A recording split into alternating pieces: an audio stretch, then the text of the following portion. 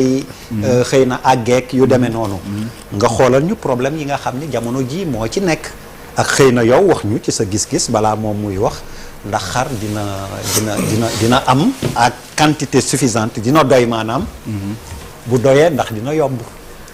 waaw d'abord pour répondre si foofu man awma si xel ñaar yoo xar dina doy wala du doy man xam na gëm naa ni xar incha allah dina doy njëg yi aussi gëm naa ni du cher wala su cher rek tamit c'est du exagéré xam nga mbirum cherté gis-gis la daal mais suñu xoolee par rapport aux années précédentes du loo xam ne dañuy naan dafa cher man su may jox exemple par exemple ñun xar yi ñuy def xaru yeer yi soo xoolee depuis 10 ans depuis 5 ans chaque année day gën a wàcc. Ah oui. Ouais. Pour lan. Non parce que production locale bi dafay yokk. Ok dafay yokk ok. Voilà parce que tey jii bu dee xaru yeer yi. ñun xar yi ñuy jaay tey jii 200 000 c'est des moutons yi nga xam ni il y a 5 ans moom lañ doon jaay 250 000. ñuy jaay 300 000 c'est des moutons qu'on vendait il y a 5 ans. à 400 000 wala 500 000. loolu lu ko waral mooy production élevage intensif bi dafa yokku. carrément su fekkoon par exemple am na benn nombre bu amoon il y a 5 ans. nombre boobu tey jii multiplié na par plus de 10. waaw donc nag ni offre bi yokkuwee. effectivement demande bi suivre wul noonu. parce que du ñëpp am moyen boobu. naka noonu. xar yu cherul yi tamit. yu ñu naan xaru coggal bi yi nga xam ni majorité population bi boobu la ñu soxla. yooyu tam c'est pareil soo xoolee toutes ces dernières années. pénurie gën na am. l'année dernière sax li des peut-être directeur dina si revenir. ëpp na 40 000 voire 50 000 têtes yu des. donc loolu lu ko waral en partie c'est à cause de l'augmentation de l'offre locale. Okay. Ça veut dire que offre locale bi yokku na. donc yokku na parce que donc yaa ngi éleveur yaa ngi liggéey. mais loolu ba tey taxul nit yi atteindre autosuffisance. yow côté boobu nga. autosuffisance bi waa beneen problématique la dinañ ci ñëwaat. alors directeur je pense que cette fois-ci c'est bon ñu ngi jéggalu yaa ngi woon ci ni état bi di taxawee. ci donc def nañu un atelier bilan. waaw bi ñu ci jógee donc tout ça est parti. benn instruction boo xam ni mu ngi jógee ci président de la République mu ne nañu def ba tabaski bi Sénégalais yu passé ko dans de très bonnes conditions ba donc gouvernement bi daal di jël organiser benn conseil interministériel le 6 mai sur la préparation de la tabaski conseil interministériel boobu premier ministre jël si ay mesures daal di sa am ministre bu nekk am loo xam ne daf ko sant ci waajal tabaski bi premier ministre aussi jël na benn lettre circulaire boo xam ni c'est des mesures de facilitation valables 18 avril ba 22 juillet mooy ni ñuy wax exonération des droits et taxes l'assouplissement du contrôle mais également la tolérance à bord des camions yi nga xam ni ñooy yóbbu jur gi de 3 bergers pour ñuy xool jur gi depuis les frontières les axes de convoyage les zones d'attente ak au niveau des marchés et des points de vente.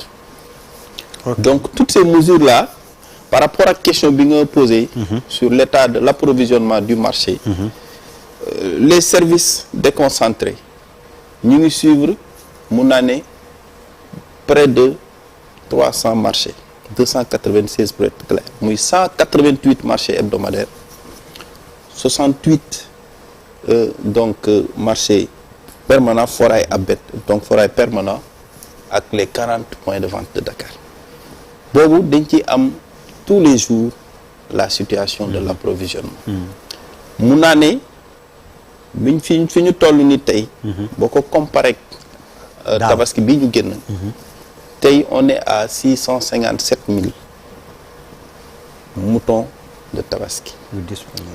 Daaw on était à 618 000 à pareille période. ok loolu boo ko comparé day nekk 39 000 de plus. de plus oui. et nga xool ni sunu objectif. c'est 830 000 moutons. donc on est presque à 80% de l'objectif.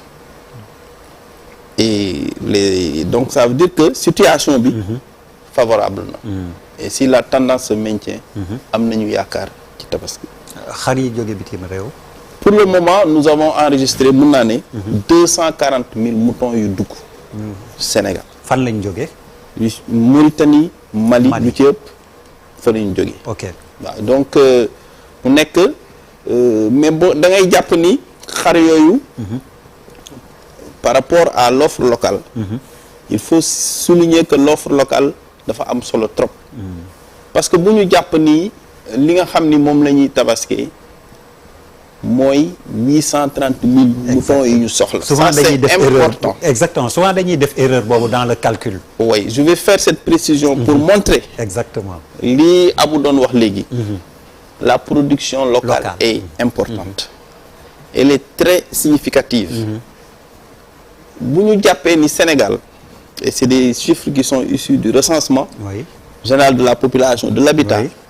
5 booy xool ñi ngi war a am 1 991 012 ménages. Ouais. boo ko arrondi calcul à 2 millions quoi. waaw boo xoolee. Ouais. ni ñuy tabaski. waaw. mën nañ jàpp ni ni ñuy tabaskee. mën nañ ko natt ci 2 millions de moutons. Ouais. ci Sénégal. et parfois nga gis kër goo xam ni ñaar ba ñett parfois plus la ñuy rey. donc mën nañ ko jàpp ci 2 millions ça veut dire que tabaski ci bis boobu li ñu jëfandikoo si jur boo nee jur gi benn xar c'est 100 000 francs. mën nga jàpp ni c'est 200 milliards de francs CFA. Ouais. ci xar ci jour boobu. en moyenne ouais. en mode pour montrer le poids que cela Économique, représente oui. dans l'économie Ouais. du pays. Ouais. Et donc pour en revenir à 2 millions de moutons nga jël 240 000 son objectif pour les importations c'est 250 000. Ouais. C'est l'objectif. Ouais. boo ko jëlee da ngay xool ni loolu c'est peut-être 12 virgule même pas 13% de nos besoins pour la tabaski. Le reste ça veut dire les 87% c'est la production locale. Parce que di nga gis ku yar xar du ko yóbbu ci marché bi mu nekk vente directe. nga gis ku yar xar tabaskee ko loolu yëpp demul ci marché bi donc les 830 000 moutons mooy li nga xam ni moom la ñu soxla mu war a dem ci marché yi nga xam ni foofu day am rencontre entre celui qui vient acheter et celui qui est là pour vendre son mouton, la rencontre de l'offre et de la demande au niveau des marchés. Donc ça c'est extrêmement important pour montrer donc le dynamisme donc de cette de la production locale. lu ngeen mën ci njëkk li. njëkk l'État crée le cadre pour que l'opérateur ki nga xam ni day ñëw jaay xar ñëw jaay def commerce dans de très bonnes conditions. Le citoyen aussi ki nga xam ni day dem wuti xar mu ñëw aussi jote ci xar boobu dans de très bonnes conditions. Ça veut dire que je vous ai dit que il y a eu un conseil interministériel. Il y a eu des mesures. ci mesures yooyu di nga dégg gis nga ni après am na ay aménagement de points de vente. balaa loolu les gouverneurs tenir nañu ay CRD dans les 14 régions du Sénégal. ñu def des réunions de CRD. ñu aménager des points de vente. Points de vente yooyu nga gis ni am na commodité yu fa nekk di nga romb daral bi gis guddi y a l'éclairage. vous voyez la sécurité. vous voyez y a les toilettes mobiles. vous voyez y a l'eau. y a l'aliment de bétail. les postes médicaux avancés. Il y a le fort qui avec les citernes ñëw renforcer les points d'eau ouverts par la CNO de façon temporaire. Donc toutes ces commodités et puis les mesures de facilitation prises mission yi nga xam ne def nañ ko à l'intérieur du pays et dans les pays voisins pour les partager avec les mesures de facilitation yi nga xam ne état bi jël na ko. Tout ça day tax pour que faciliter pour que encourager opérateurs yi ñu mën a ñëw indi seen jur gi dans au niveau des marchés. Et donc ce faisant cela pourra naturellement impacter aider à ce que prix bi wàcc. Abou kon ñu fa la ñu lay interpeller waatee prix encore une fois mooy suñu préoccupation. dégg nga di directeur wax le cadre est là ak yooyu ndax xar yi dina yomb à porter xam nga buñ koy wax fii buñ naan 200 000 sax xam nga ni ñu bëri mënuñu jënd xaru 200 000 yéen ni ma wax tamit ban effort ngeen mën a def ba nga xam ni prix yi dina yéwén ci sénégalais yi. waaw effort li ñuy def ñun. nous on est des producteurs. avant d'être des vendeurs. effort yi ñuy def mooy produire à volonté.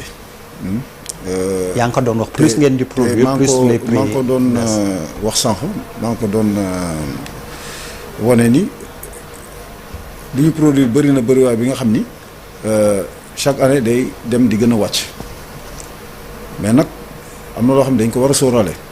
inflation moom kenn mënu ko téye inflation bi am si yeneen produit yi amul si xar yi.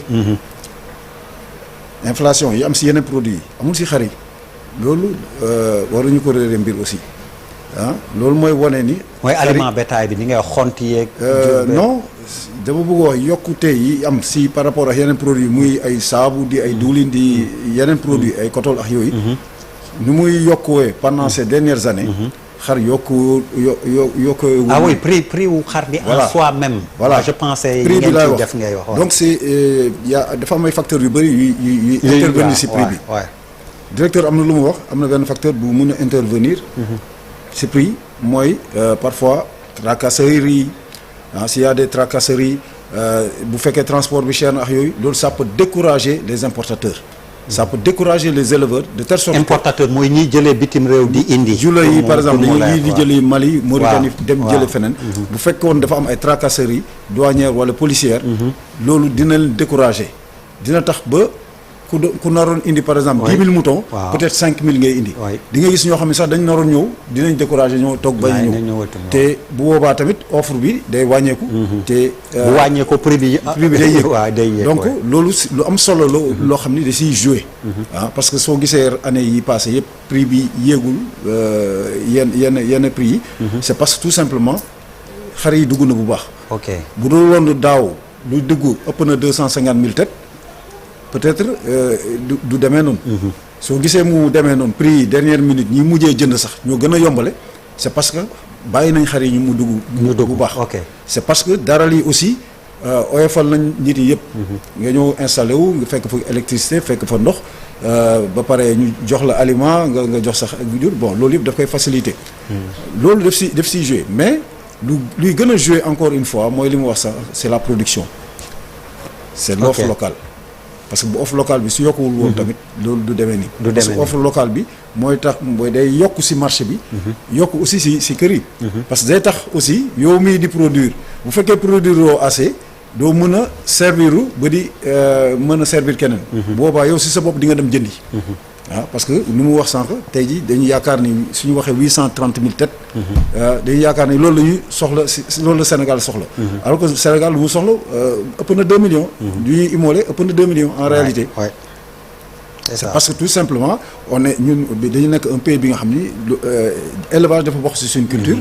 soo demee dans la banlieue une maison sur 2 wala une maison sur 3 am na xar. soo demee en région presque toutes les maisons am nañ xar. dama si dans les quartiers résidentiels yu mel ni ay Almadies ay Point E ay Fann si kër yi da nga fay fekk ay gétt. donc loolu dafa bokk si suñu. dafa bokk si suñu ADN te loolu day jouer si production bi. maintenant looloo waral ma ne sànq bon xëy na prix yi ñu ngi wàññeeku produit offre locale bi yokku na mais taxul ñu atteindre autosuffisance. lii tax ñu atteindre autosuffisance sax loolu facteurs yu bëri la. beneen kii la kooku kon nañ ko posal ma ko foofu. autosuffisance bi. waaw on va beneen problématique la. dinañ ci ñëw interpeller ci tamit directeur de l'élevage. xool nu ñuy def ba yeggee foofu Oustaz Modou Fall maa ngi ko doon wax sànq bon ñu mel ni Malal nga xam ni boroom ñaari kër lañu. bu tabaski jeex